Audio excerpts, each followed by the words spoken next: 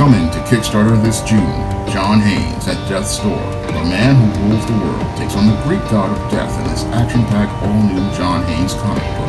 Get your copy of the standard and variant editions of John Haynes at Death's Door and lots of other great stretch goal rewards on Kickstarter this June. Back in the early 2000s, I got into screenwriting on the suggestion of one of my family members who saw the first ISIS and said that it read like a screenplay.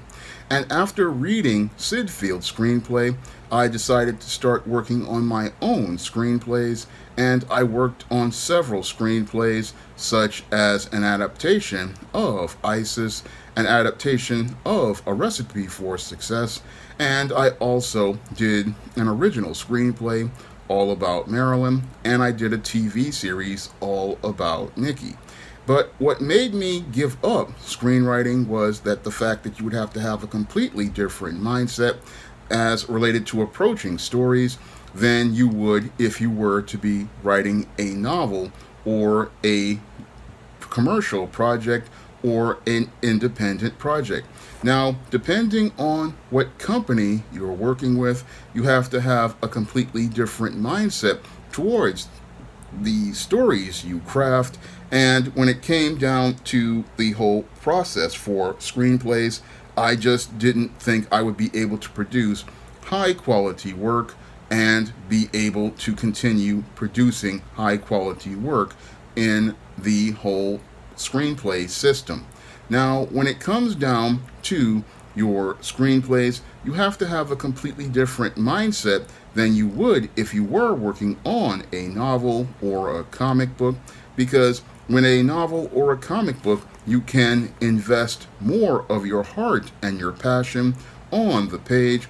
And if you're depending on who you're working with, whether it be a trade publisher or a going out for yourself, there's a chance that what you put on the page will be in the hands of the customer. That's not the case when it comes down to a screenplay.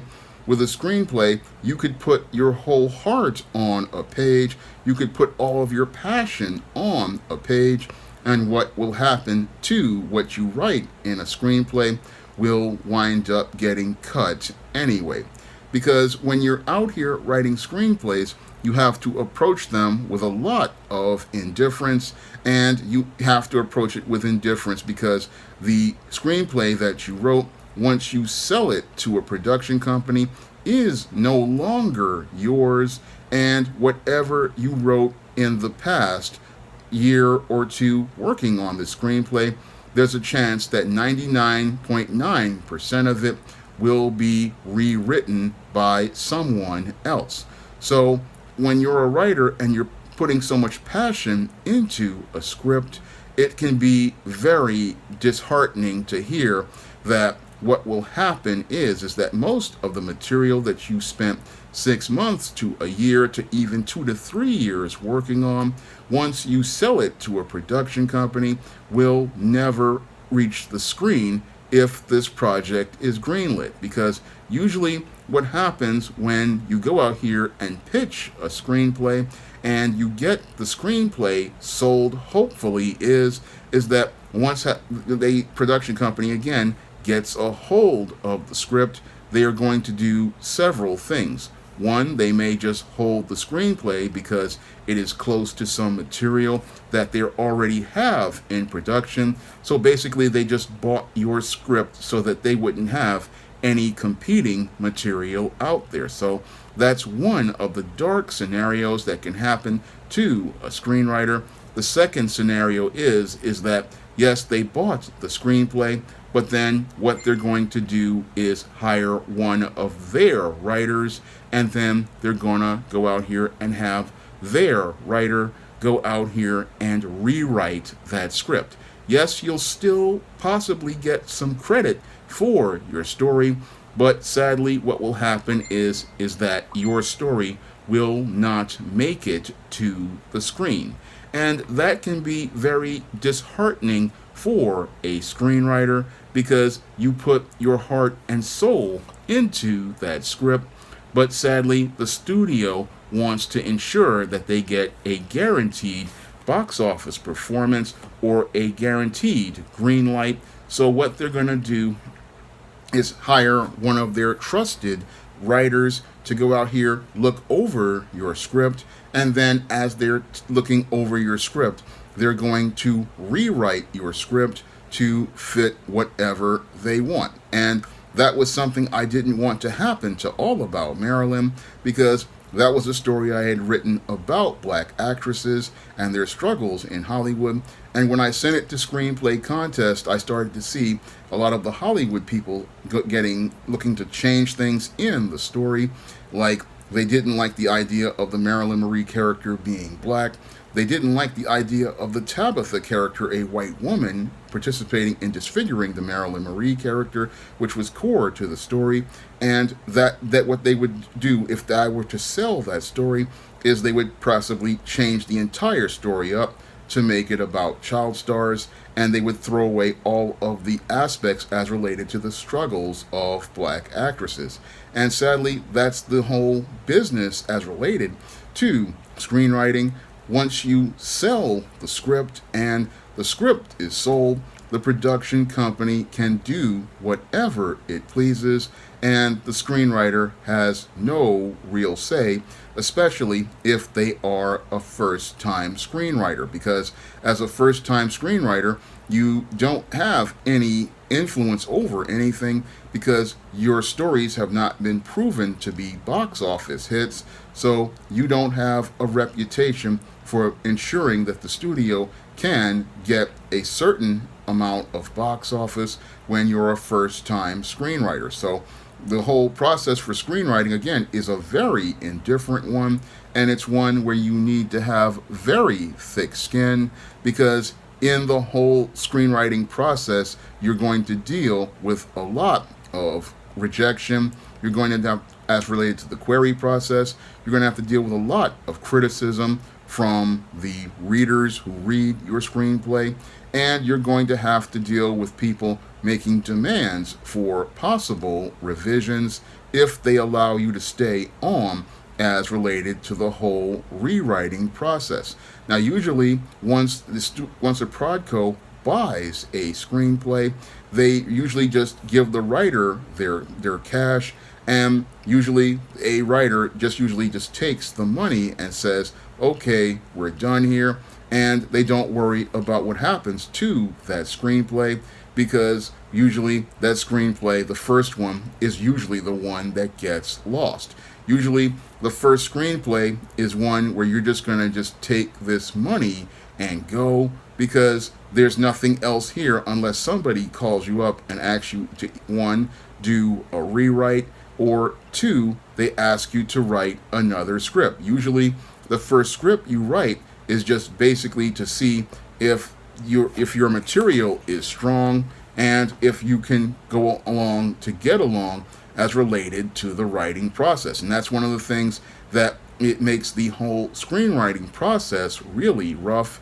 You go out here, you're thinking, I can put my heart into a script, but what will happen is that you will get your heart broken, because many of these people, like these studio executives, production company executives, they have a right to say whatever goes with this script, because it is their money financing this script, and it is their money that is the reason why this project is in production. So as the writer, you're the bottom man on the entire production totem pole, and usually as the bottom person on the totem pole, you have to take the brunt of all of the criticism and the commentaries made on your material, and you just have to just brush it off and keep on moving, because after you sell the first script, the only thing you can do is start working on the next script. And the whole process for working on the next script is one where you're going to, again, need to be very indifferent, because there's no real way you can invest emotion or passion into it, because everything that you write is going to be deconstructed. Everything that you write is going to be dissected. And usually, once you write something, again, it's going to be sent to another writer, and that writer is going to take everything that you write and they're going to rewrite everything. And sadly, that is the whole business of screenwriting. The business of screenwriting for most screenwriters is all about getting the paper. You can't really worry about what gets on screen because chances are 99.9% of what you write will not make it to the screen, because what will happen is the people in the Prodco, whether it be an executive producer or a director, they have the final say on what gets shot, and actors also have a say on what lines get said. So there's a lot of people who are going to have a say on what is put up in the final project, and a writer has to understand that, okay, I got my project sold and I've possibly gotten a credit, and if this project gets greenlit, I will have a credit to my name, and I can use that credit towards getting a better agent, use that credit towards getting more opportunities to get to pitch to different production companies, and I can use that credit towards getting more projects sold, because the whole mission of a screenwriter is getting a project sold, and that's all that matters at the end of the day, because you're not the one financing the project, you're not an executive producer or a director. So the only thing a writer can do at the end of the day is, once you get the project sold, just sit back and count your money and invest your money wisely, and hope that eventually, once the project gets sold, you get a green light, because a green light means that the project is going to get made, and once the project gets made, you're going to get a percentage of that production budget. Again, this is a money business, and it's just all about making the money for the writer. He can't really focus on creativity as much. So that's one of the dark aspects of screenwriting. That's one of the reasons why I stopped writing screenplays, because at the end of the day, for the screenwriter, it's all about the money at the end of the day. You really can't have a say on much of what goes on a set, because the executive producer and the director are the only two people who have a say on what goes on their set, for what's produced or what is done. And usually most of what you spent months or even years on will practically be erased in pink pages as they take what the other writer rewrote and then revise it even further based on notes from the director, notes from the actor, notes possibly from the director of cinematography. There's a lot of different people who have say over a project. So a screenwriter, you really can't get too upset about things, and all you can do is think about focusing on your next project and focusing on selling your next project. Again, the entertainment business is a business, and it's a really hard one for writers, because you go in thinking that you can be really passionate about the stories that you tell, but the stories that you tell are really, they can get torn apart in the process. And if you invest too many of your emotions into a story, you're gonna really get hurt, because what's going to happen is you're going to want everything that you wrote to come to the screen, but the only way for that to happen is through independent financing. So the only way you're going to get what you want on screen is if you have the money to go out here and make that film yourself. Otherwise, if you're going out here and you're looking to get your project produced through a production company, again, they hold all the rights when you sell your rights to them. So they have a right to make their version of your story, and that's why they call it adaptation, because it is their adaptation of your story, and they are making their version of your story based on their interpretation of the ideas you present. So That's one of the hard parts of the entertainment business. And again, you're going to need a thick skin if you go into the writing aspect of it, because in the writing aspect of it, that whole part of the business is extremely rough, and it's very painful to deal with when you have people who are just tearing apart your script. But sadly, that's the business, and that once they get your script and then sell your script, you just have to just charge that script to the game and just keep it moving. That's what many screenwriters have to do in this business. And and I do write those. I can write those kind of stories, and I understand that if I write that kind of story, I can't put too much heart into it. I can't put too much emotion into it. I can just put down the bare bones, put down some basic dialogue and an overview of what things are going to be, because eventually the ideas is what's going to get sold, and what the producers are going to do once they get a hold of the ideas is they're going to rewrite those ideas, and there's nothing I can do about it. Once you get the script sold, a smart screenwriter starts working on their next project or pitching their next project. And as they pitch the next project, they hopefully can get an agent to work with them and possibly try to preserve some of their ideas. But usually the smarter screenwriters, they just say, okay, I'm going to write the script, put out the concept, and then I'm just going to get paid, and I'm going to call it a day and work on my next project, because this is how I get my bills paid. Again, this is a very hard business. It's one you have to have thick skin to go into. And if you do sell something and you are blessed to sell something, all you can do at the end of the whole process is count your money, keep it moving to the next project, and just keep focusing on making the money, because at the end of the day, when you're dealing with the entertainment business, your goal is to go out here, get these credits, make this money, and hopefully pull better jobs.